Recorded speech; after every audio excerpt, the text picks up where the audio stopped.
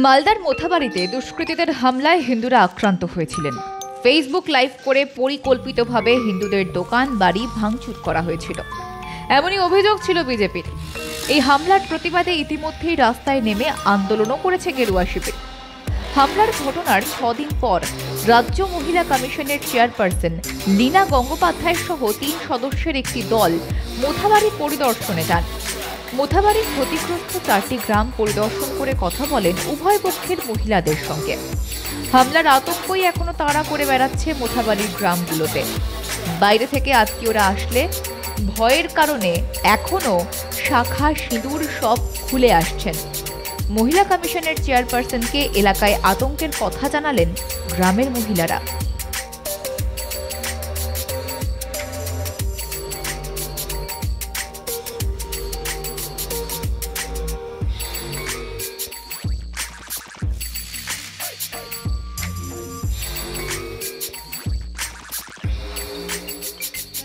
আত্মীয় এসেছিল কালকে, শাখা সিঁদুর সব ভয়ে পড়ে এসেছে। আপনারা পড়ে আছেন? হ্যাঁ, আমরা পড়ে আছি। যিনি বাইরে থেকে এসেছেন সেই দিনের ঘটনার বিবরণ দিতে গিয়ে শিউরিয়ে উঠলেন এক সবজি বিক্রেতা। তার কথায়, 43 বছর ধরে মোথাবাড়ি স্ট্যান্ডে সবজি বিক্রি করছি। অন্য এক মহিলা বললেন, এর আগে কোনো দিন এমন ঘটনা এলাকায় ঘটেনি। আমরা শান্তি চাই।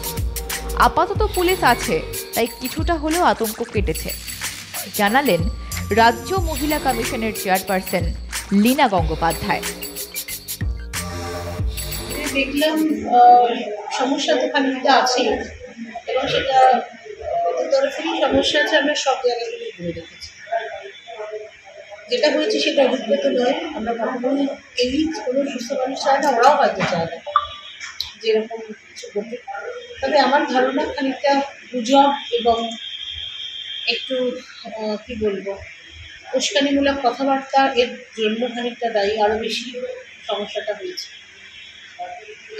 আপাতত সমস্ত পরিস্থিতি শান্ত, এবং পুলিশের ভূমিকা সম্পর্কে না ওরা বলেছেন, আমরা সমস্তটাই রেকর্ড করেছি। ওরা সবাই সেই অর্থে স্যাটিসফাইড। হ্যাঁ, যাদের বাড়ির লোককে ধরে নেওয়া হয়েছে, অ্যারেস্টেড, তাদের ন্যাচারালি বাড়ি থেকে এখন তাদের পক্ষে সন্তুষ্ট হওয়া সম্ভব না। তো তাদের অভিযোগ আছে কেন বাড়ির লোককে আটকে রাখা হয়েছে। বাড়ির এইরকম আর কি, এটা একটা পয়েন্ট। আর যেটা দেখলাম বা যেটা আছে যে ওদের ভয়, সকলেই বলছে যে আবার কখন কি হবে, পুলিশ চলে গেলে যদি কিছু একটা আতঙ্ক কাজ করছে, পুলিশ চলে গেলে যদি আবার কি হবে। তো এখন আমাদের প্রশ্ন হলো, এর আগে কখনো হয়েছে কি? ওরাই বললেন না, কখনো হয়নি। তো এবার হয়েছে যখন, তখন ডেফিনেটলি আমরা কেউই চাইবো না যে এই জিনিসটা বারবার করতে থাকে। দুই পক্ষের মধ্যে যেন সুস্থ সম্পর্ক গড়ে ওঠে, সেই দিকটা নজর রাখার জন্য পুলিশকে অনুরোধ করা হয়েছে। পুলিশ যেন নিয়মিত মনিটরিং করে এই সমস্ত বিষয়গুলি, জানালেন রাজ্য মহিলা কমিশনের চেয়ারপারসন লীনা গঙ্গোপাধ্যায়। ঘটনার পুনরাবৃত্তি হতো, এবং সেই কারণে পুলিশকে সক্রিয়তা এখন যতটা আছে ততটাই থাকতে হবে, এবং মাঝে মাঝেই তাদের মনিটরিং করা। মানে ধরুন একটা জায়গা শান্ত হয়ে গেল, সবাই কাজে ফিরে গেল, তার মানে এই নয় যে আমাদের দায়িত্বটাও শেষ হয়ে গেল। কনস্ট্যান্ট মনিটরিংটা থাকা দরকার। এবং আমি পার্সোনালি যেটা আমি বলবো, আবার বলেওছি, আবার লিখেও জানাবো, যে মাঝে মাঝে পুলিশের যে বন্ধুভাবাপন্ন ফেস আছে সেটা নিয়ে দুপক্ষকে নিয়ে বসা, এবং যাতে এরা একসঙ্গে মিলেমিশে আবার কাজ করতে পারে, আবার একটা সুস্থ সম্পর্ক তৈরি হয়, সেই জায়গাটাকে আরও বেশি প্রায়োরিটি। মোথাবাড়িতে আইনের বাধা না থাকলে কেন্দ্রীয় বাহিনী মোতায়েন করা হলে ভালো হয়, বললেন রাজ্য মহিলা কমিশনের চেয়ারপারসন লীনা গঙ্গোপাধ্যায়। যে সম্পর্কটা ছিল সহজভাবে এতগুলো বছর কেটেছে, সেই সম্পর্কটাই যেন থাকে, এবং সেই সম্পর্কটা যেন আবার মুর্শিদাবাদে মহিলা আক্রান্ত কেমন? মহিলা আক্রান্ত বলবো না, ঘরবাড়ি আক্রান্ত যদি বলেন সেটা একটা আছে। অনেকের মহিলারা আতঙ্কে আছে, কারণ অনেকের বাড়ির পুরুষরা বাড়িতে থাকবেন না, সেটা একটা কারণ। আতঙ্ক তো হতেই পারে। আমি আমার বাচ্চা নিয়ে দেখুন, আমি আবার আরেকটা কথা বলছি যে এটা হিন্দু মুসলমান হতে হবে এমন তো নয়। আমার পাড়ায় যদি কোনো ঝামেলা হয়, সেখানে যদি আমার সম্প্রদায়েরও কেউ ঝামেলা করে, আমি তো ভয় পাবো, উল্টোটাও সত্যি। তো আমি ঝামেলাটাকে গুরুত্ব দিতে চাই, যে ঝামেলাটা যাতে না হয়, সেটা যে করুক আর না করুক। আমরা বারবার ধর্মের কথা তুলে এই ডিভিশনটা করতে চাই না। এটা আমার নিজের ব্যক্তিগতভাবেও পছন্দ নয়। মানে যে গণ্ডগোল করে সে গণ্ডগোল করার লোক, সেই জন্যই করেছে। সে যে কোনো ধর্মেরই হতে পারে।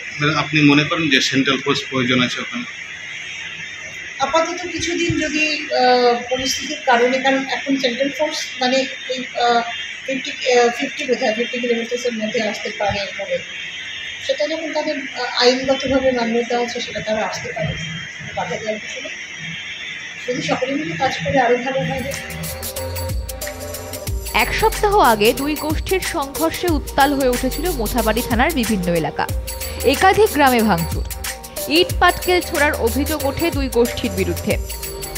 এখনও মোথাবাড়ি কিছুটা স্বাভাবিক হলেও মোতায়েন রয়েছে গ্রামে গ্রামে পুলিশ। মোথাবাড়ির 4টি গ্রাম ঘুরে রিপোর্ট তৈরি করবেন বলে জানিয়েছেন রাজ্য মহিলা কমিশনের চেয়ারপারসন। কমিশনের পক্ষ থেকে মুখ্যমন্ত্রীর কাছে পেশ করা হবে সেই রিপোর্ট।